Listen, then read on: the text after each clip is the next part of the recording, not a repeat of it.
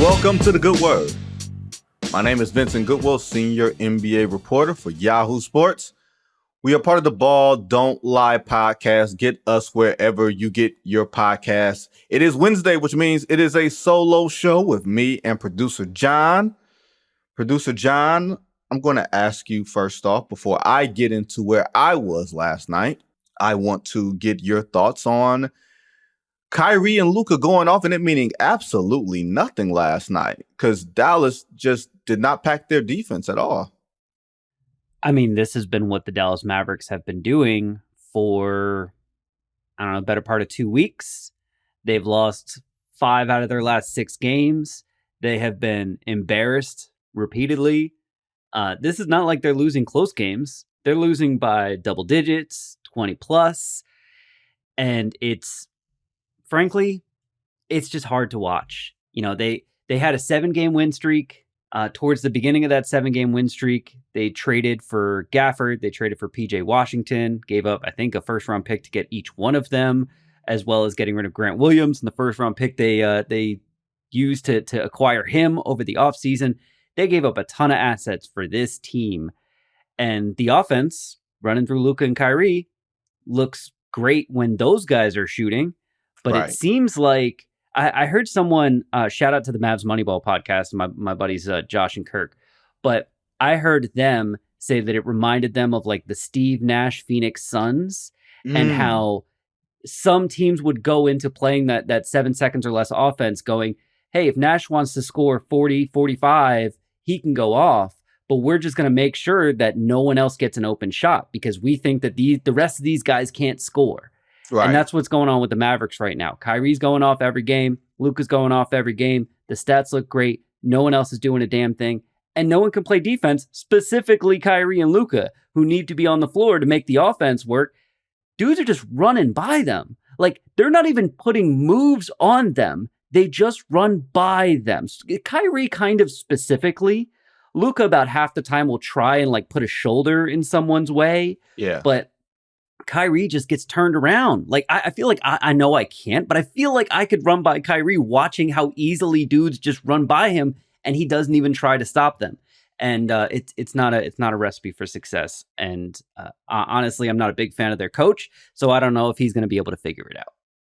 You're not a big fan of anybody over there. I get it. I get it, John. You like Luka. That's not true. That's not true. You love Luka. Luka is a great basketball player. Kyrie is one of the most talented basketball players I have ever seen in my life. And watching him play basketball is honestly a joy on the offensive end. I think Derek Lively is great. I actually really do like PJ Washington. I think he's a good basketball player. And they have like really good depth. Like they have like 9 good players. They just don't have enough guys that can score on their own without Luka or Kyrie like feeding them open shots. The Derek Jones Juniors of the world. Yeah, PJ Washington is kind of in that. So I like the players they have. I just think Jason Kidd is asking them to do things that they can't do well on the defensive end, and it's really killing them. Well, in a way, I kind of understand what the formula is. Get those guys to defend, get those 2 guys to score, and maybe we can have lightning in a bottle. And you look at Luka's numbers, because I looked at them yesterday, just post All-Star break. He was like 37, 10, and 11. And then you juxtapose that with the Sunday afternoon game, rather, against Philadelphia with no Joel Embiid. And they lose, I won't say handily, but it wasn't a last-second loss at the crib. They got beat by Philadelphia, just plain old Philadelphia. So, yeah, I'm with you. And I say that to say some games, whether it's in scoreboard or on streaks or games and streaks, that are just sort of inane. You know what I mean? Like, they just are big-time anomalies. And you can write off a 5-game losing streak. You can write off a slow start after the All-Star break. And then there are just games like we saw last night. I made the trek to Cleveland, much to the chagrin of friends of mine, both in the business and out. They're like, why the hell are you going to Cleveland? Like, going to watch Cavs, Celtics. Like, it's not that bad, y'all. You know what I mean? Like, I get it. Right? But so I watched that game. I was there last night. I was kind of working on 2 stories at once. So it's kind of this weird thing, but the immediate thing was the Celtics and their 11-game win streak getting snapped. And it did not look like that early in the fourth quarter. You got to remember, Donovan Mitchell already out, getting those PRP injections on his knee that basically puts him, after the next 3 games, which the Cavs announced. I think they play Minnesota on Friday, and that would be game number 3 for him, which would basically put him right at the threshold for all NBA and MVP and all that type of stuff. And he knows it, and all that type of stuff is important to guys like that because he's having a hell of a year. But you could tell that he was lacking a little bit of explosiveness leading up into this. So I say all that to say, no Donovan Mitchell. Evan Mobley twisted his ankle on a dunk in the third quarter. So you're missing arguably your 2 most talented players.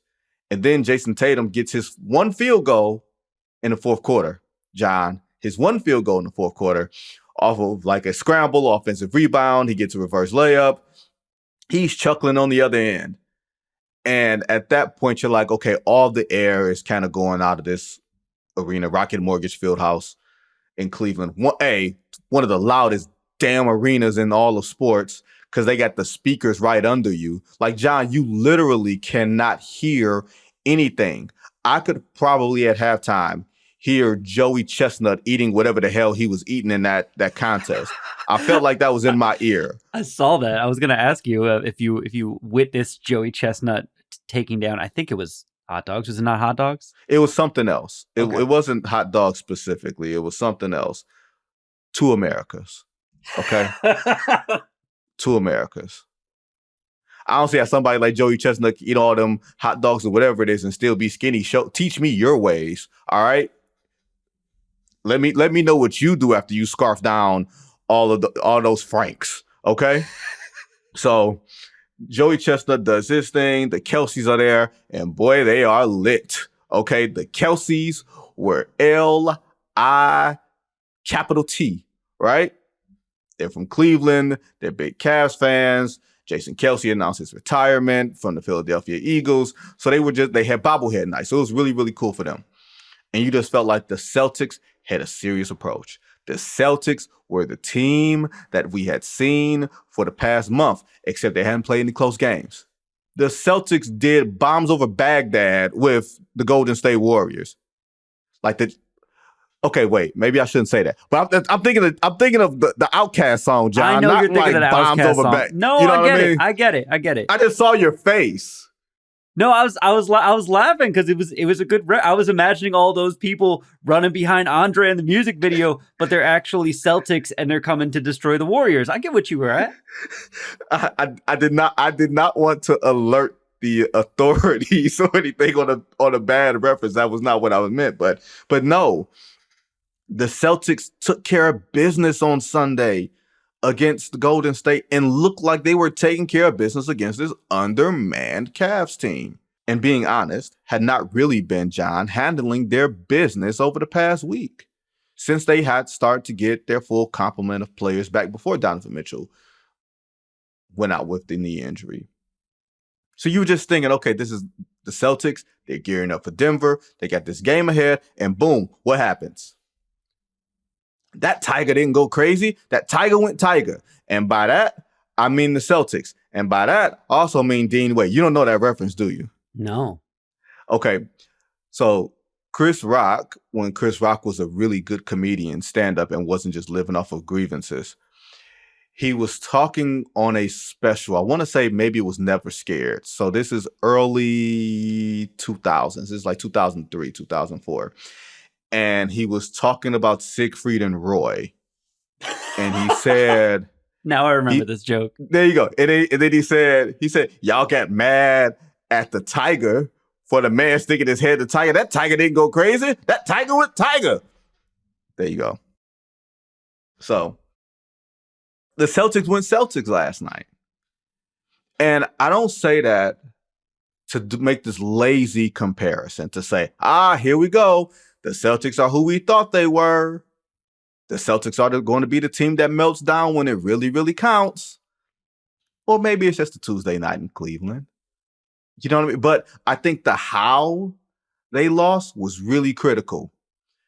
And I think it's really impressive of Cleveland. Let me first start off by saying that, right? Because they seem to play better when they don't have a full complement of players. And I don't think it is a particular player problem. Like people would like to say, oh, the Cavs are better without Donovan Mitchell, or the Cavs are better without Evan Mobley, or the Cavs are better without player here. It's not really any one player. It's kind of the way that they have to play that opens up space for Max Strus, that opens up space for George Niang, that opens up space for a guy like Dean Wade, who was perfect in the fourth quarter. And I literally mean perfect, John. He didn't miss a shot. I want to say he made 5 threes in the fourth quarter alone. He outscored the Boston Celtics by his damn self. Remember all the hullabaloo and all this other type of stuff we made about LeBron outscoring the Clippers by himself? This is Dean Wade. Not D Wade, Dean Wade. Okay? So I want to say, John, really impressive from the Cavs because I don't want to short them. They are a top 3 seed in the Eastern Conference for a reason, and they've been dealing with injuries just like everybody else. And you're about an all-NBA player and a player who I thought was the future. I thought Evan Mobley was the absolute future. I don't think I'm necessarily wrong. Go ahead, John. What is it? I almost sent you a text last night in like the first half asking if you wanted to take back the Evan Mobley is Tim Duncan analysis that you made, I think towards the end of last year. Because I was watching him, I was like, this dude is doing nothing. And now I know he can. And like in February, he was really good. But just in last night's game, before he went out with the ankle injury, which was unfortunate because he got a dunk and he probably could have got it going at that point. But I was watching him, like his screens were bad. His passes were lazy. Like his defense wasn't great. And I was like, this guy is giving him nothing. I actually think part of the reason that the offense, I mean, you explained it well, but part of the reason that the offense really took off in the fourth quarter was because he wasn't out there. And it's like, you're not going to pull Evan Mobley. He's too good to pull him. But if he's having a bad night and he leaves with an injury, sometimes that helps. Well, here's the thing. The thing is, you probably need Evan Mobley to play center to be his most effective and honestly where he may develop to be.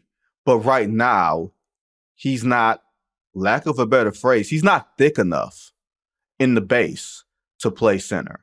Like he's skinny, he's long armed, so he can help that way. And you could see defensively, especially on help, where he's really adept in that way. But Tim Duncan was for all the things that we can say about Tim Duncan, he wasn't like Karl Malone chiseled, but you just couldn't move him.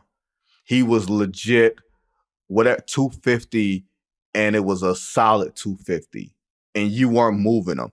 Like he played against Kevin Garnett, who was slender, Rasheed Wallace, who wasn't built like that, a muscular Chris Webber, and not just held his own, but those dudes weren't moving him. Granted, this is a different NBA, different levels of development for kids who are coming up, where you're not teaching kids to play with their back to the basket and to get their bodies at such a place where they can handle that level of wear and tear. You're telling kids like Evan Mobley, Evan, you're going to have to start shooting the three. You're going to have to start playing with the ball in that way if you're going to get it. And that's where the development track sort of changes. Now, who knows if 17-year-old Tim Duncan hits the NBA sort of development track now compared to 1994, what it looks like. Duncan entered the league in 97. He was like 20 years old. He was actually a youngish rookie anyway because of coming from the Virgin Islands at 13 and everything else. Mobley right now would be a senior in high school.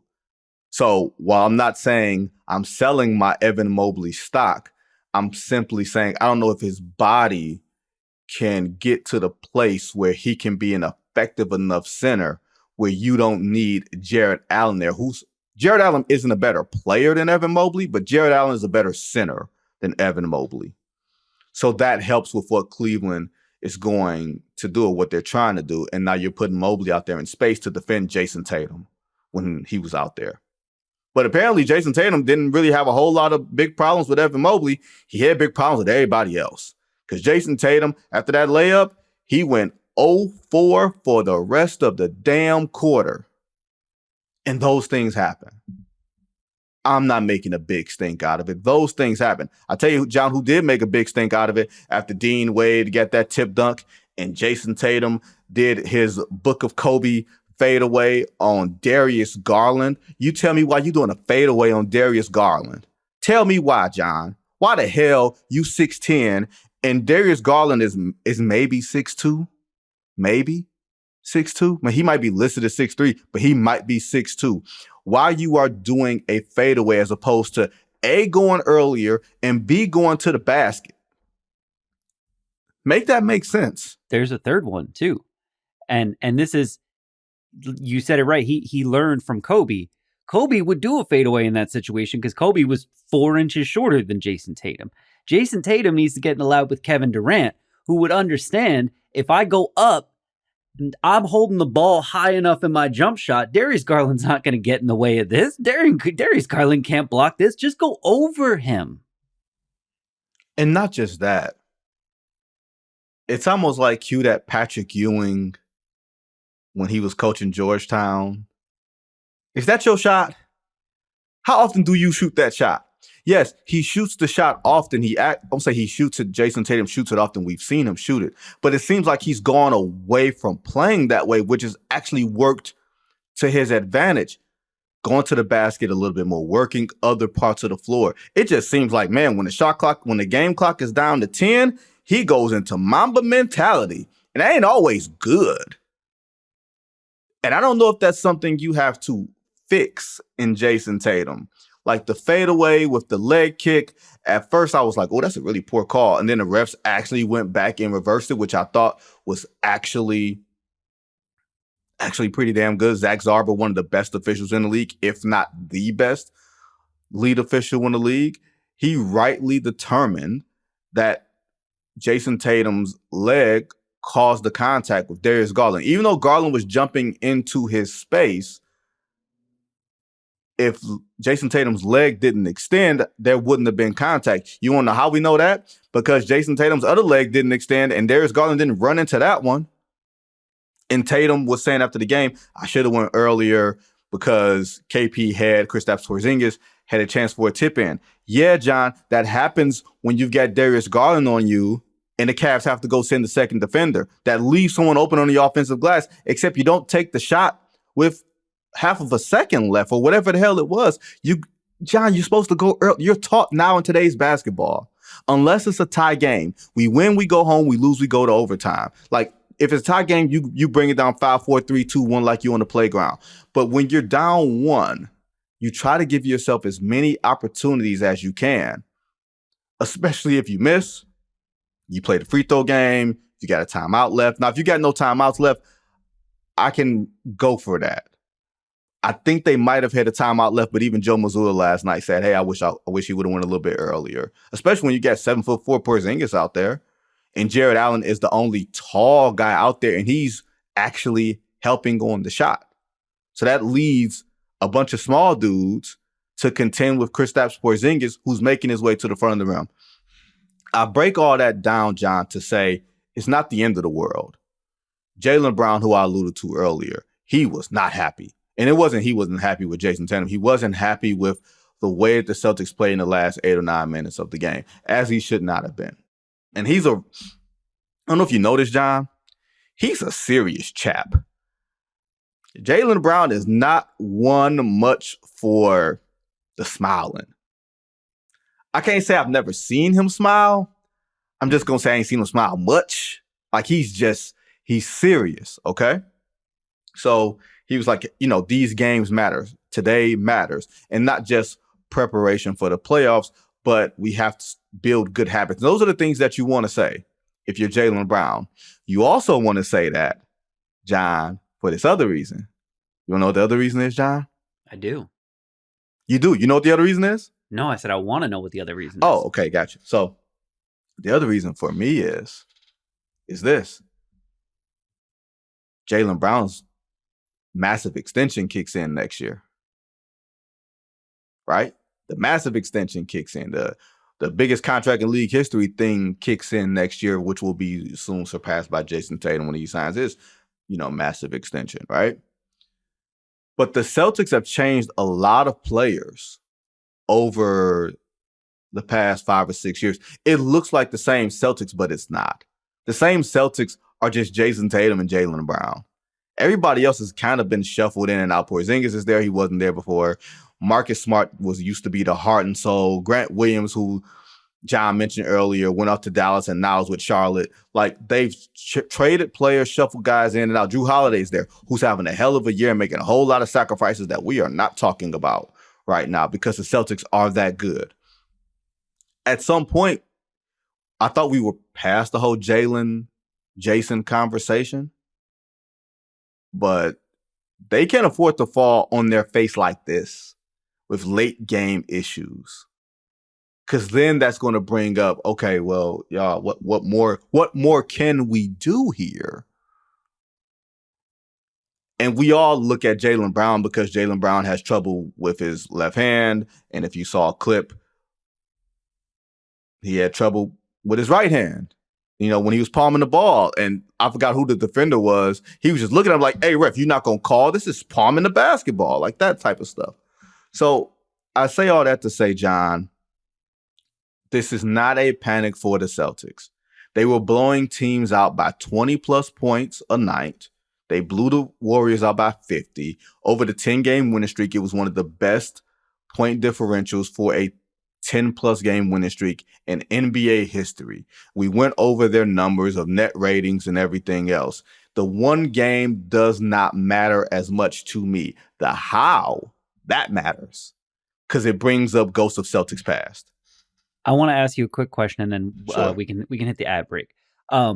So you read Phil Jackson's book about like the last season that he was coaching Kobe and all. I think he came back, but you read Phil Jackson's book about coaching the Lakers, right? I don't think I did. So it was a good book. And there was one part that has always stuck with me where he was explaining, like, at what point in the game does he as a coach feel comfortable with a lead, that the lead is going to turn into a win? And he said, we need to be up by double digits at home in the fourth quarter. And to me, and granted, I was watching mostly the Mavericks game by the time this game was in the fourth quarter, but I went back and I rewatched the fourth quarter, and it felt like to me, the Celtics were up, 20 with like 9 minutes left? 23, the biggest comeback in the league, yeah. 23 with 9 minutes left. And it felt like to me, the Celtics, and specifically like Tatum and Brown, were just kind of like, all right, we got this now. Like, Mobley's out, Mitchell's out, they don't have anything left. We got the 23-point lead. There's 9 minutes left. We can let our foot up off the gas. To me, last night was an example of just how good NBA players are, just how good NBA teams are. That, like, you let up off the gas, it almost doesn't matter how big your lead is and how much time is left, unless it's like a minute left and you're up by like 20, because people can shoot threes, they can get hot, crowd gets going, boom, next thing you know, winning streak is over. So to me, this wasn't like, oh, Tatum's shot selection or Brown's handles or them panicking or whatever. I'm sure there's part of that. To me, this was a simple, they thought they had it, they let go of the rope, and they had no way of getting it back. Yeah, and I think the thing that people, once you start powering down, it's really hard. It's almost like an old computer. Y'all remember the old computers? Them fat back desktops that you used to have that used to take up like an entire space somewhere, like an entire marble dining room table. You know what I mean? The whole, John, you know what I'm talking about, right? Of course, but we're dating ourselves. That's fine. Look, it is what it is. Once you start powering that computer down and you just start, oh my God, I forgot. I got to open up Microsoft Word again. Baby, you waiting 10 minutes. You waiting on that thing to power down, and you just going to have to sit and wait. And you ain't sitting and waiting with no cell phone, because we ain't had those back then. Or here's a better one. You are making a CD on your fatback computer. You are making a blank CD not from a playlist. You are going from like Aries or what was the green one? LimeWire. It's another one. What's another one, John? Napster. You're making something from one of them and you forget a song. But John, you've already started burning the CD. baby, guess what? That CD is done. You gonna have to make another. You got to make another one. You got to find you another blank CD. Hey, slow jam mixes 15. Too bad, baby. Yeah, now we're super dating ourselves. I almost said like, yeah, it's not cassette tapes. You can't tape right over it. And I was like, those don't exist anymore. Hey, I do live in the big boombox era where you definitely had to put the tape over the little piece of part. I'm trying to figure out. I don't know how we discovered this. Like, John, you asked me about the phrase, where did quiet as kept come from? And like black vernacular. I have no clue where it actually came from. I don't know who got the bright idea to put tape over a cassette, and that meant that you could record over it. Who's the genius? Because that doesn't come in an instruction manual somewhere. We didn't get that from the Google machine because Google didn't exist back then. Somehow we gained this institutional knowledge, quiet as kept, but I don't know how. I don't know how, John. So basically, going back to the Celtics, they start burning that CD, and they realized, oh, we missed a couple songs. That Dean Wade song, that song playing, baby. And I'll tell you this, and seriously, I'll tell you this part, and off the Celtics to the Cavs. The Cavs very well could have lost that game because of shoddy late game execution. Like, Darius Garland was making some wild passes. He's usually a lot more sure-handed with the ball. They didn't really get into their sets late. They need to make sure when Donovan Mitchell comes back that he has his hands on the ball at all times late. Even if guys do a lot of standing around and all that, and that's been a criticism of that, you put him with Dean Wade and you put him with some of those glue guys on the floor and you figure out which big you're going to play, now you've got something. Now you've got an element of toughness that people were questioning last year against the rough and tumble New York Knicks. They still got that tough defense, even having a small backcourt because you got Mobley and Allen on the back end.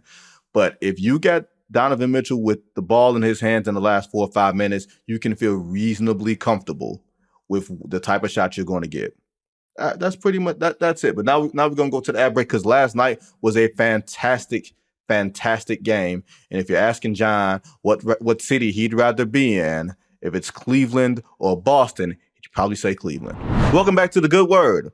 We are not going to be talking about the Celtics not being deep enough or their bad shot selection, not getting great shots in the fourth quarter or anything like that. We kind of talked about that earlier. Maybe I didn't touch on the Celtics not getting great shots last night. That's not just the Jason Tatum thing. That was a Celtics thing. But let's move on. Bronny James probably won't play in the NCAA tournament because the USC Trojans are not that good. And I think, if nothing else, we would have had a chance to fall in love with the Trojans as a team, even if they won a game, even if they give us just 36 hours of bliss that is completely unrealistic. Our obsession with the NCAA tournament and our obsession with March Madness would have allowed us to possibly fall in love with players on that team, specifically Bronny, especially if he had a breakout game. And it was something that Gilbert Arenas said on his podcast not too long ago. I think he had Bomani on, and he talked about, and Bo asked him, okay, maybe we should have Bo on for this, but Bo asked him, is Bronny James an NBA player? And Gilbert brought up a comparable player, a guy that he thinks really is a player, and he said he was training them together. And he said, Gilbert was like, so you just going to let this guy just dominate you? You're not going to do anything? And he said Bronny just went to a different gear. And he was like, when Bronny goes to that gear, when he presses that S button, if y'all watched last week's show, when you press that S button, he can go, right? But I wonder if that S button isn't your automatic setting. What type of NBA player are you if you're not already blessed with so many other physical supreme gifts? Like 6'3" is tall. It's life tall, especially seeing the Kelseys. The Kelseys are not tall, John. One of them is listed as 6'5", and there's no way in black math that is 6'5", okay? No way. No way that that's 6'5". I forgot which one they said, but them dudes didn't look too much taller than me. And when they walk by me, I'm like, they don't look tall at all. NBA players, you recognize they're tall. All of them are taller than you think. Every last one of them taller than you think. NFL guys, not so much. But I digress. 6'3" is not, it's not great size.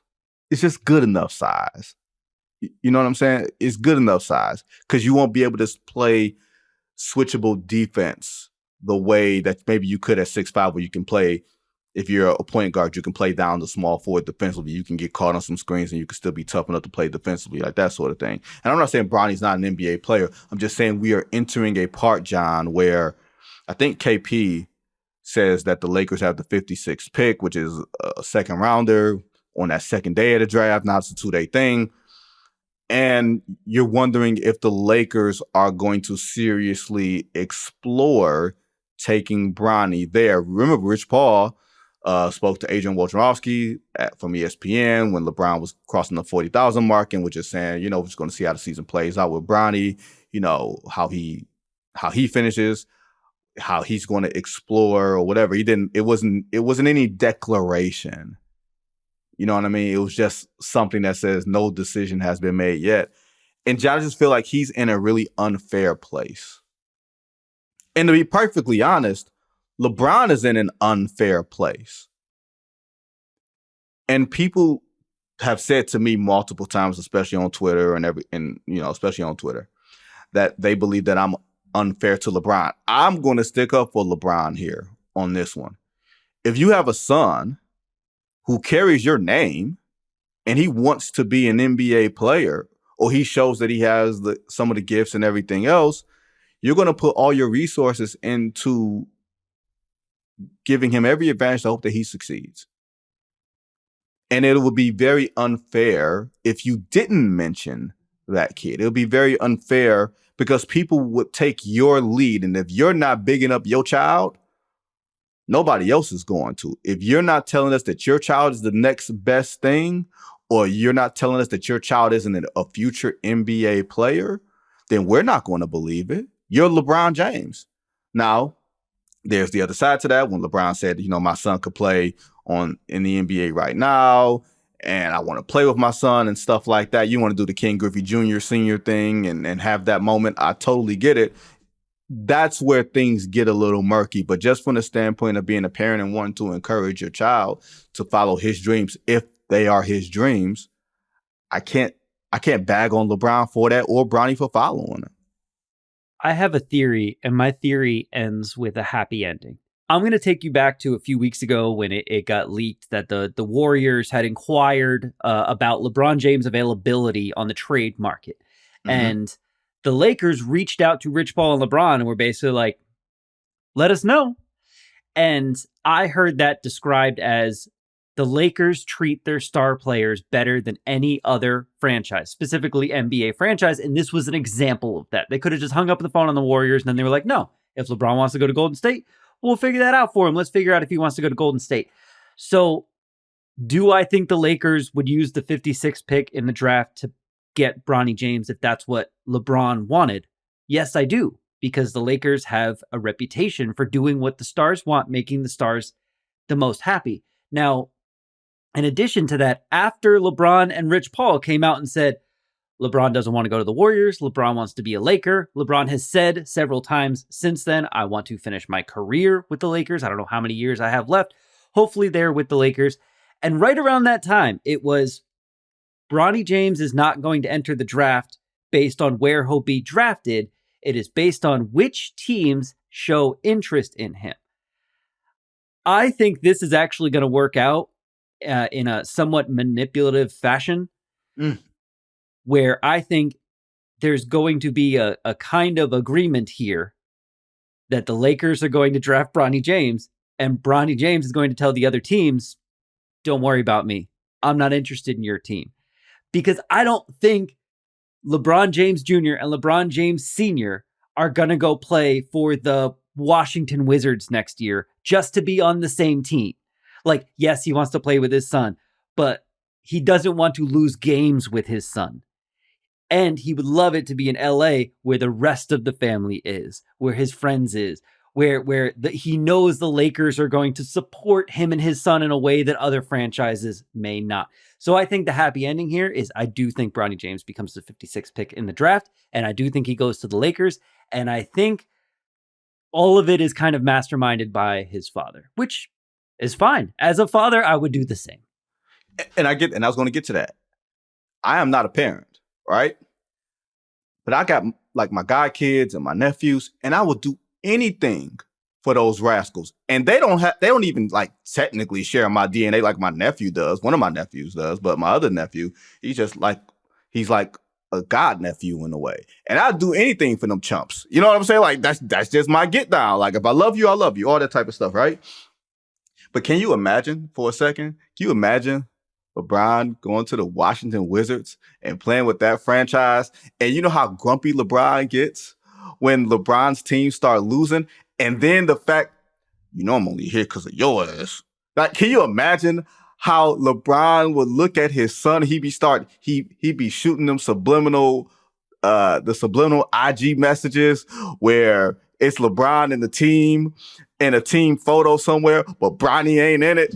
Talking about they'll be trying to fit in and all this other type of stuff. That would be a reality show of the highest order, right? I'm just playing, y'all. I really don't mean it. I wouldn't wish the Washington Wizards on anybody, okay? I really wouldn't. That ain't even, once again, they ain't won 50 games since Michael Jackson put out Off the Wall, all right? And they literally have not. I promise y'all that's not a joke. They haven't won 50 games since Michael Jackson put out Off the Wall. And Off the Wall happened in the 70s, okay? All right, cool.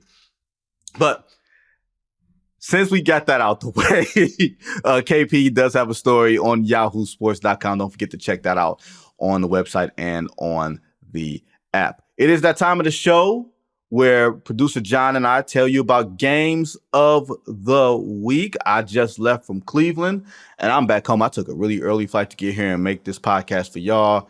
So we got games. Today is Wednesday. I think I know where John is going to go. So go ahead, John, with your first one. I mean, you heard me at the beginning of the show. The Mavericks have lost 5 of 6. They are in desperate need of a win. And here come the Miami Heat, who have won 11 of their last 14 games. And when they won last night, they still didn't have Kevin Love, DeLon Wright. There was someone else from their rotation. It was like 4 rotation players. Was Hero? I think was Hero. Hero's injured right now. I think there was 4 rotation players that were out last night. It didn't matter. And Josh Richardson. I think Josh is out for the season. Josh is out too. Now, granted, they were playing the Detroit Pistons. No shade, but understanding.